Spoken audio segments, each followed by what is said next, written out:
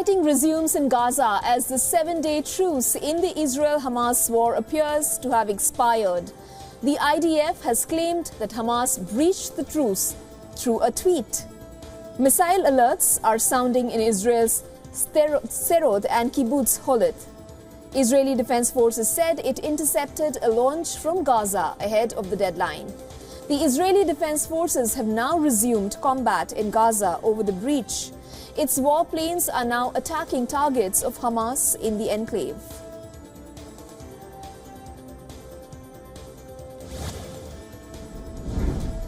Israel released 30 Palestinian prisoners in exchange of the 8 Israeli hostages released by Hamas. The latest exchange comes as negotiators try to renew the pause in fighting. The bus carrying Palestinian prisoners departed the Offa prison in the West Bank, after which they were received by Red Cross workers. Israel and Hamas agreed to add a 7th day of a humanitarian pause as Qatari and Egyptian mediators are pushing for 2 more days of pause. With fewer Israeli women and children left in captivity, the pause may require newer terms. These could include the release of Israeli men, including soldiers.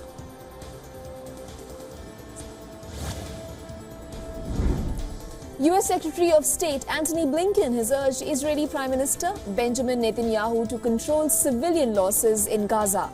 Blinken asked the Israeli Prime Minister to not repeat the horrors of the northern strip in the south of Gaza. Blinken said he laid out clear steps for Israel to minimize civilian casualties, but did not say if it was assured the steps would be taken. Israeli bombings, as per the Gazan authorities, have killed around 15,000 people in the Hamas-ruled strip. Washington has urged Israel to narrow the zone of combat and clarify where Palestinian civilians can seek safety in southern Gaza.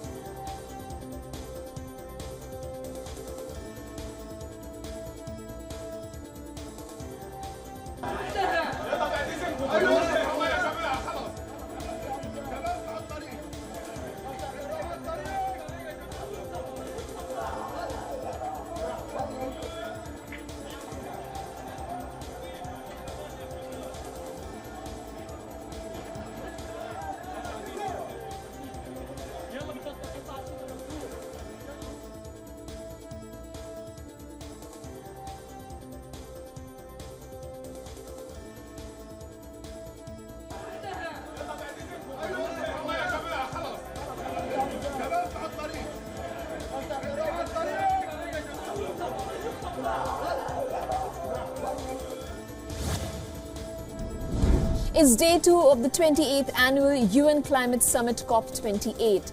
Discussions to reduce greenhouse gas emissions and effectively combat climate change will go on over the next 2 weeks. Now, delegates from across the world, along with kings, presidents and prime ministers of over 140 countries, are attending the summit. Now, on Friday and Saturday, world leaders will address the gathering at the sprawling Expo City Dubai complex. A lot of crucial conferences and bilaterals are lined up for the day. The war in Gaza is also expected to come up during the summit, as leaders from Israel and Palestine are scheduled to speak.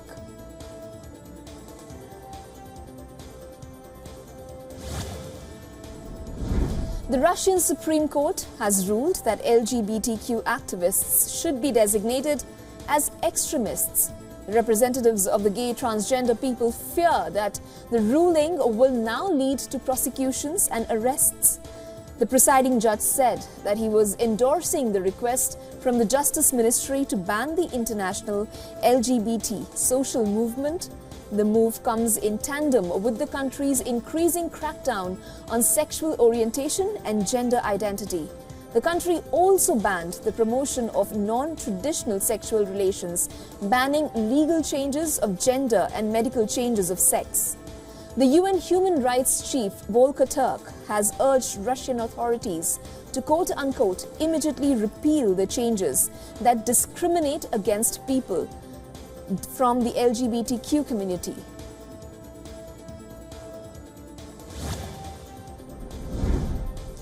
Indian Prime Minister Narendra Modi landed in Dubai to attend the high-stakes COP28 summit. Modi was received by UAE's Interior Minister and Deputy Prime Minister Sheikh Saif bin Zayed Al Nahyan at the Dubai airport.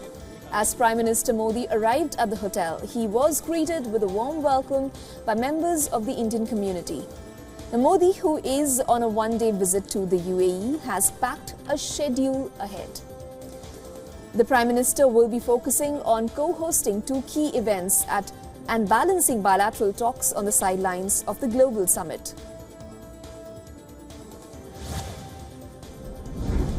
The Cuban President has inaugurated a new Cuban cigar shop in Dubai. The move is a part of strengthening bilateral ties and sign cooperation agreements to boost foreign investment. The said agreement will look at the reciprocal promotion and protection of investments and avoiding double taxation. Deals were also signed on climate change, tourism, science and technology, and sports. The President will also participate in COP28, which is being held in UAE on behalf of the G7 and China.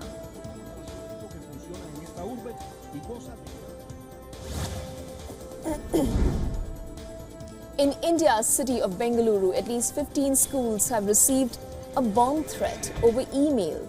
This forced the authorities to evacuate more than 5,000 students from various schools across the Karnataka state's capital. While the checks by the anti-sabotage and bomb squads of the city police are underway, the senior state officials are inspecting alert sites. The email threats have been reported to be on similar lines to those received in multiple schools in 2020.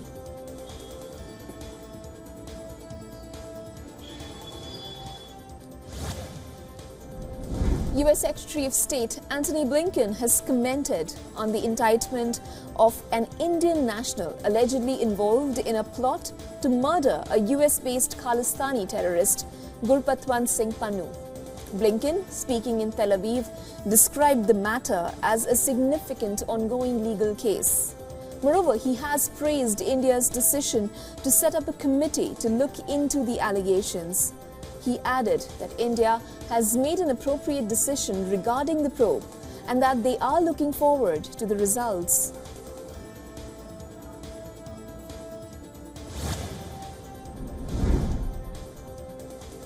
Russian Foreign Minister Sergey Lavro held bilateral talks with the counterparts from Hungary and Kazakhstan on the sidelines of the Organization for Security and Cooperation in Europe, or the OSCE summit, in North Macedonia's capital of Skopje. Footage of the meetings were published by the Russian Foreign Ministry. Earlier, the diplomats of several OSCE member nations, including Ukraine, boycotted the event due to Lavrov's attendance.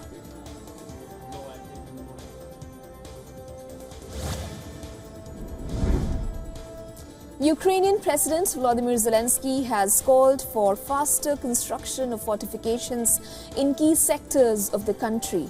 The move is being planned keeping in mind the eastern Ukrainian stretch, which has been the focal point in the 21 months of invasion. President Zelensky issued the appeal after overseeing the northeastern areas where Russia has been making advancements of late. As per Kyiv, Russia is making efforts to once again capture the territories taken back by Ukraine soldiers. The president also said that Russia's fortification in its own territories are one of the key deterrents to Ukraine's counter-offensive.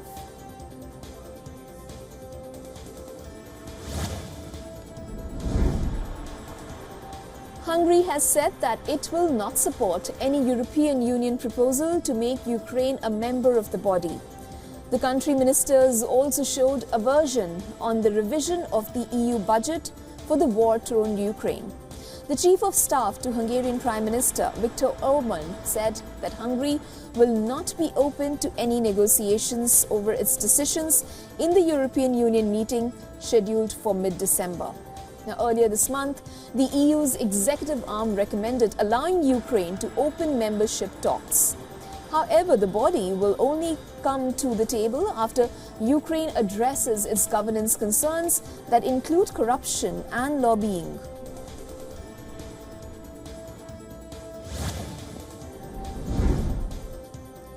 Migrants from southern Mexico arrived in the city of Veracruz after a month-long journey. They were seen resting in the city before embarking on their journey to the US. The group is estimated to be of over 2,800 migrants from different nationalities, including at least 700 children. Since President Joe Biden took office in 2021, the United States has grappled with a record number of migrants attempting to cross illegally from Mexico. The US has seen a flux of migrants from across the world. Many of these migrants come from Cuba, Haiti, Nicaragua and Venezuela in pursuit of escaping economic and political turmoil.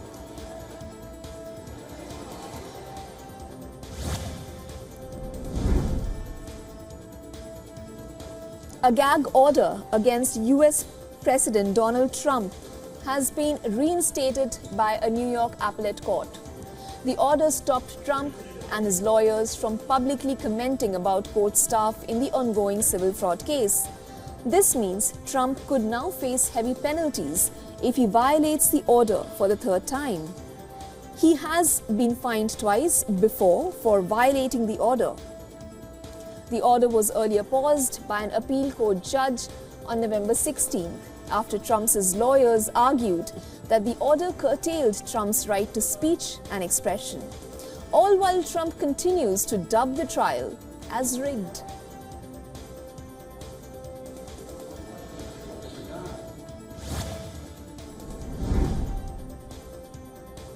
Republican lawmaker George Santos could be removed from the US House of Congress this week. Santos, who has spent less than a year in Congress, faces criminal campaign finance charges and has admitted to lying about his background on campaign trail. The House of Representatives debated a motion to oust him on Thursday and is scheduled to vote on his expulsion today. Two previous attempts to oust the lawmaker have failed, but this time the odds appear to be longer.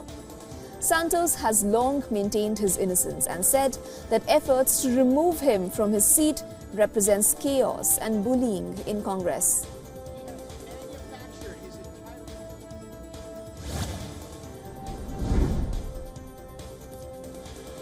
Japan has raised concerns as US military continues to fly Osprey's aircraft despite risk of accidents. Japan sought suspension of all non-emergency Osprey's aircrafts in its territory after one fell in the sea in western Japan.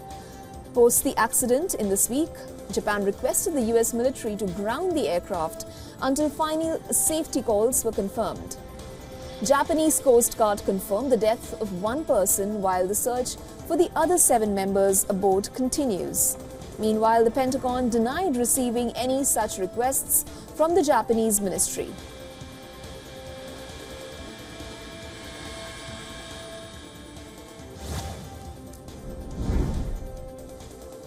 As per a new report by the World Health Organization, the world is in danger of losing its battles against malaria. The reports show a surge of around 5 million malaria cases year-on-year in 2022, surpassing the global target to contain it. The World Health Office says the pandemic-related disruptions and climate change have weakened the fight against malaria. In fact, the control measures have been mostly futile since 2015 due to rising drug and insecticide resistance and conflict.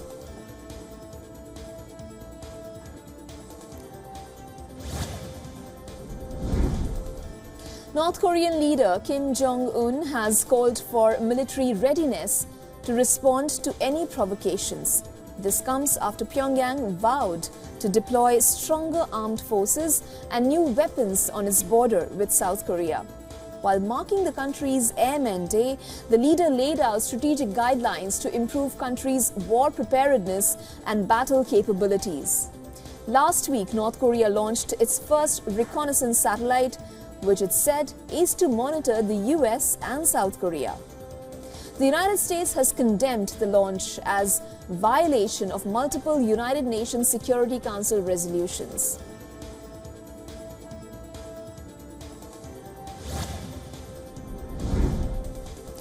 As Taiwan is gearing up for its presidential polls next month, the island nation's president Tsai Ing-wen has said that China is not likely to consider a major invasion of Taiwan for now due to domestic challenges.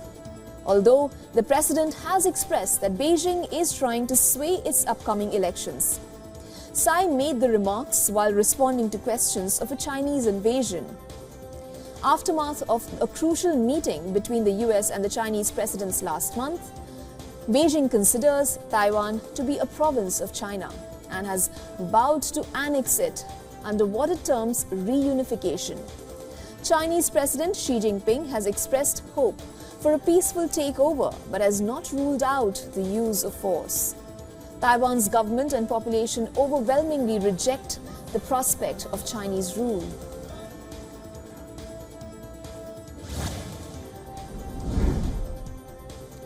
In the heart of the Ethiopian capital, a family has created a tree nursery where they nurture and care for thousands of trees.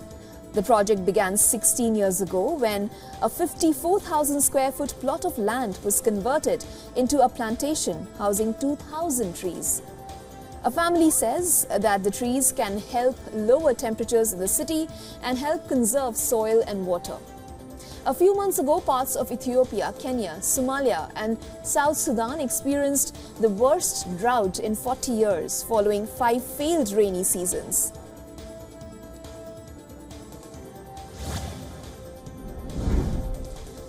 As the smell of cookies and the sound of carols make a comeback with the winter festive season, an annual romantic Christmas market has also turned to Western Germany. Back for its 15th year, the Christmas market at Marrot Castle has been opened by the Princess of Marrot in the hope to bring people some festive cheer. The castle is owned by the Princess of Marrot for 850 years and is inhabited and maintained by the Belgian aristocratic family. During air raids in November of 1944, Marrot Castle was heavily bombed and reconstruction works then lasted until the 1980s.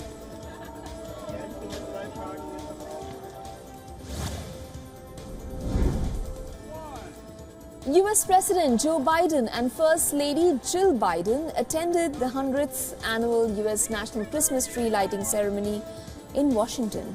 President Biden counted down from 5 before the lights turned on. He then wished the people of America a happy Christmas while saying, quote-unquote, "May God protect our troops." Earlier this week, there was uncertainty over the lighting of the tree as it was toppled by gusty winds. Got it. Merry Christmas, Merry Christmas, everybody.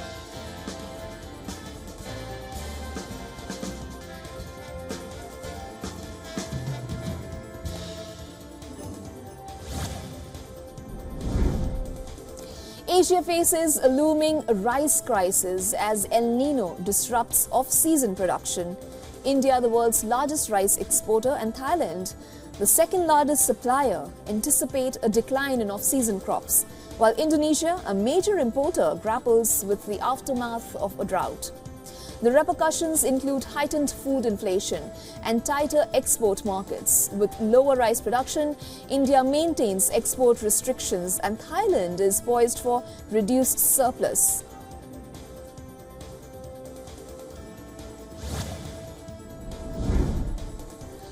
China's private manufacturing index unexpectedly rose, hinting at growth. But official surveys painted a different picture of contraction. The region's export-reliant economies, Japan, South Korea and Taiwan, felt the impact of sluggish global demand, with manufacturing activity remaining stagnant. Despite a slight rebound in South Korea, analysts remain cautious about Asia's recovery prospects.